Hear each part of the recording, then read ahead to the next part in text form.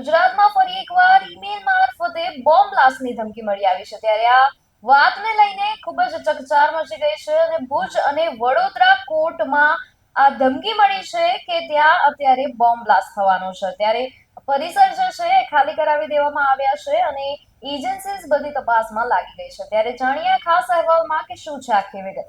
નમસ્કાર, હું છું અંજલિ રાવત અને તમે જોઈ રહ્યા છો ન્યૂ ભારત ન્યૂઝ. કચ્છ જિલ્લાના ભુજ સ્થિત મુખ્ય કોર્ટને મળેલા આ ધમકીભર્યા ઈમેલ બાદ તાત્કાલિક સુરક્ષા પગલાં લેવામાં આવ્યા હતા. કોર્ટ સંકુલમાં હાજર વકીલો, સ્ટાફ અને અન્ય લોકો સહિત તમામને બહાર કાઢીને આખું પરિસર ખાલી કરાવવામાં આવ્યું હતું. સવારે કોર્ટમાં મોટી સંખ્યામાં લોકો હાજર હોવાથી અચાનક કાર્યવાહીથી થોડો સમય માટે અફરાતફરીનો માહોલ સર્જાયો હતો.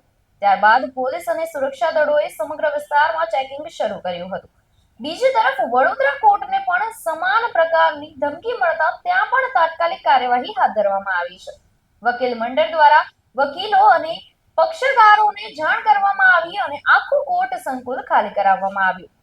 ઘટનાની માહિતી મળતા જ બોમ્બ સ્ક્વોડ, ડોગ સ્ક્વોડ અને પોલીસની વિવિધ ટીમો સ્થળ પર પહોંચી તપાસ શરૂ કરી છે.